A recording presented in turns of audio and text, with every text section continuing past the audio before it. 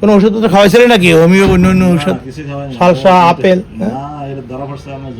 এই যে দেখছেন, দেখছেন মাইশের, এই যে দেখছেন, এই যে পাথর বের হইতেছে। কোন পেশেন্টের লোক?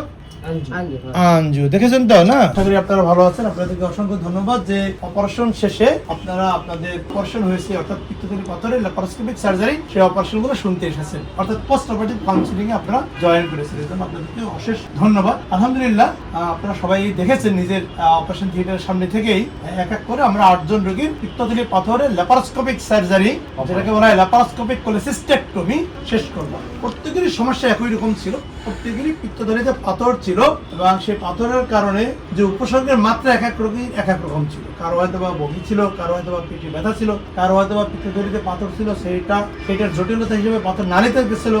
পরে পিত্তনালীতে নল পড়ানো আছে এক রোগী, তাই না? কোন রোগী? হ্যাঁ, অত্যন্ত জটিল। কি নাম রোগীর নাম? কি? শফিকুল ইসলাম। অত্যন্ত জটিল রোগী, এরকম আর কি। ওনার একজনের যে অপারেশন সময় লাগছে ওইটা দিয়ে আমরা 25টা পিত্তথলি পাথরের সমমানের অপারেশন। কয়জনের? 25 তাই লাগছে। টোটাল আমার এই কয়জনে যা লাগছে ওনার একা তার থেকে বেশি সময় লাগছে। তার মানে বুঝতে পারছেন রোগের মাত্রার উপরে অপারেশনের সময়, জটিলতা সবই নির্ভর। আলহামদুলিল্লাহ, আমরা সবগুলো অপারেশনই অত্যন্ত সুন্দরভাবে শেষ করেছি। একটা অপারেশন বেশ জটিল ছিল, শফিকুল ইসলাম যেটা বলো, এটা দিয়ে একটু বলি। দেখেন, আপনাদের সকলের পিত্তথলিতে শুধু কি থাকে? পাথর, তাই না? দেখেন, ওনার পিত্ত নালীতে, এই রোগীর পিত্ত নালীতে কি পড়ানো ছিল? নল পড়ানো ছিল। অর্থাৎ পিত্তথলির পাথর একটা সময় গিয়ে পিত্ত নালীতে চলে গিয়েছে। নালীতে চলে যাওয়ার কারণে হয়তো তার জন্ডিস বা কিছু হয়েছিল। পরে অতীতে জন্ডিস, এই তো শুনলেন, সমস্ত শরীর হলুদ হয়ে গিয়েছিল। ওই যে পিত্ত নালীতে পাথর গিয়ে রোগীর জন্ডিস তৈরি করলো। কে তৈরি করলো? পিত্তথলির পাথর।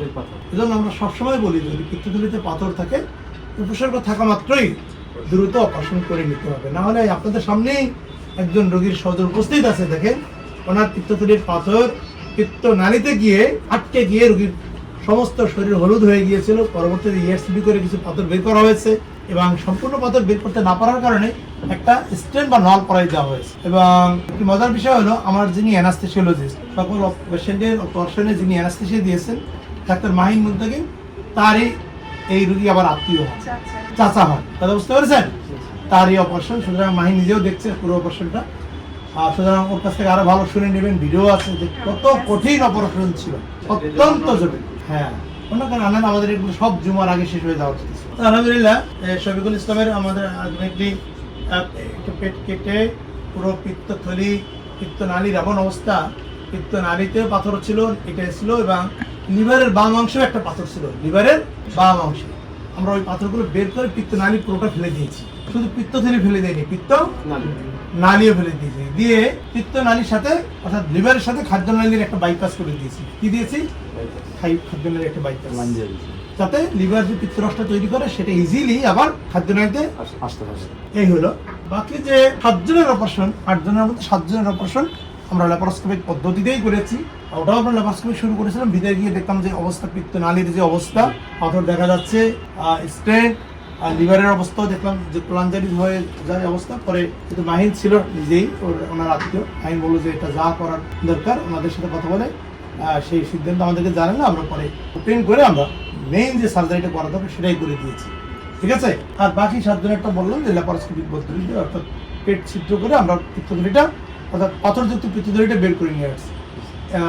বের করার পরে ছোট ছোট কয়েকটা স্টিচ দেওয়া আছে, স্টিচের উপর একটা মাইক্রোপোর বা টেপ লাগানো আছে। অনেকের টেপের কারণে রিয়াকশন হয় বা অ্যালার্জি বা চুলকায়, যদি সেরকম কারো ক্ষেত্রে ঘটে থাকে মাইক্রোপোরটা তুলে ফেলবেন। 6 ঘন্টা পরে সকলেই, অর্থাৎ সকল রোগী মুখে একটু একটু করে খেতে পারবে, এক্সেপ্ট শফিকুল ইসলাম বাদে সবার ক্ষেত্রে সব কথা একই। ঠিক আছে? সকল রোগী 6 ঘন্টা পরে মুখে তরল খাবার, ঠিক আছে? এবং আজকে রাতে সব রোগী বাসায় চলে যেতে পারবে। আগামী 7 দিন অতিরিক্ত তৈলাক্ত খাবার, যেমন খাসির মাংস, গরুর মাংস, পোলাও, কোরমা, বিরিয়ানি, তেহেরি, ডিমের কুসুম, ডুবো তৈলে তৈরি করা খাবার খাবে না। কম ঝাল মশলা দিয়ে শাক সবজি, মাছ, মুরগি খেতে পারবে। সকল ধরনের ফল বা ফ্রুটস খেতে পারবে। যাদের ডায়াবেটিস আছে তারা মিষ্টি ফল খাবে।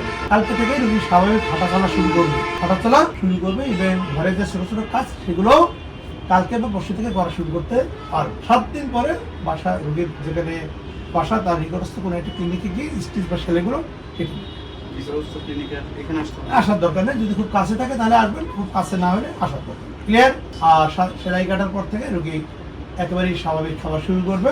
অনেক ক্ষেত্রে আমরা এটাও বলে থাকি যে আগে যে পরিমাণে গরু পোলাও কোরমা খেত সেগুলোই খাবে, বাট প্রথম 15 দিন বা 1 মাস একটু কম পরিমাণে খাবে। আচ্ছা, তাহলে আমরা এক এক করে একটু দেখাই।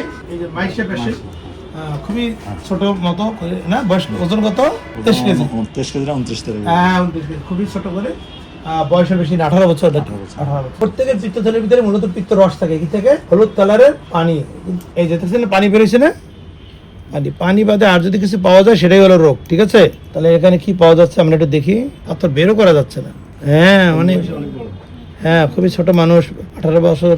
ওকে দেখলে তো মনে হয় 10 বছর বয়স, তাই না? কোনো ওষুধ তো খাওয়াইছিলেন নাকি? হোমিও অন্য ওষুধ, সালসা, আপেল? এই যে দেখছেন, দেখছেন মাইশের। আচ্ছা, শফিকুল ইসলামেরটা দেখলেনি? এই যে পিত্তথলি ওয়াল এই মোটা হয়ে গেছে, ভিতরে ভিতরে আরো পাথর আছে। কেটে দেখাই তাহলে বুঝতে পারবেন। এটা বায়োপসিতে যাবে, এটা বায়োপসিতে, পিত্তথলির বায়োপসিতে যাবে। হ্যাঁ না, এটা ফাইব্রোসিস হয়ে হয়ে এরকম হয়ে গেছে। কি অবস্থা রে, এটা কাটা সম্ভব না, এটা কাটাই সম্ভব নয় পিত্তথলি। এটা দেখতে হবে এটা ক্যান্সার আছে কিনা। ক্যান্সার আছে কিনা এটা পরীক্ষা যাবে। পাথর ছিল এবং ওয়াল অনেক মোটা হয়ে গেছে। হ্যাঁ, এটা বায়োপসিতে যাবে। এই যে দেখছেন, এই যে পাথর বের হইতেছে। কোন পেশেন্টের লোক? আঞ্জু। দেখেছেন তো না, এক এক রোগীর ক্ষেত্রে এক এক রকম, তাই না? কারো ক্ষেত্রে একটা কালো পাথর বের হয়েছে, কারো ক্ষেত্রে একটা সাদা একটা পাথর বের হয়েছে, সাদা এটা অনেকটা, আবার কারো ক্ষেত্রে হলুদ পাথর বের হয়েছে, তাই না? সেটা আমি একটু পরে বলবো। পিত্তথলি পাথর হওয়ার কারণ কি এটা নিয়ে আমার কমপক্ষে 100 ভিডিও আছে, আমার পেজে গিয়ে দেখবেন। এই আরেকজন রোগীর পিত্তথলির কাটলাম, ওনার নাম কি? সুলতান আহমেদ। সুলতান, ছোট স্টোন। এই যে দেখছেন, পাথর ছোট। এই যে আরো আছে, এই আরো কয়েকটা আছে। এই সুলতান আহমেদের লোকজন আছে নাকি? এই যে দেখেন, এই যে কয়েকটা পাথর। না আফরোজা। তাহলে তো একটা জিনিস দেখলেন যে পিত্তথলি কাটলেই পিত্ত রস বের হয়। অনেকের ধারণা পিত্ত রসটা পিত্তথলি তৈরি করে, না তৈরি করে না। তৈরি করে কে? লিভার। সবাই মনে করে যে পিত্তথলি কেটে ফেলে রস কিভাবে আসবে, আসবে আগের মতোই। লিভার তো আছে, আমরা তো লিভার কাটি নেই। এই পাথর বের হয়েছে, দেখছেন নাকি? এই যে একটা পাথর, মাত্র একটা। এক একজন রোগীর ক্ষেত্রে এক এক রকম। সুইটি আছে। ও পলিপ, পলিপ, পলিপ। এই যে, আচ্ছা পলিপ নিয়ে একটা কথা বলি। আপনার রোগীর এটা হলো পলিপ। এটা কি দেখা যাচ্ছে?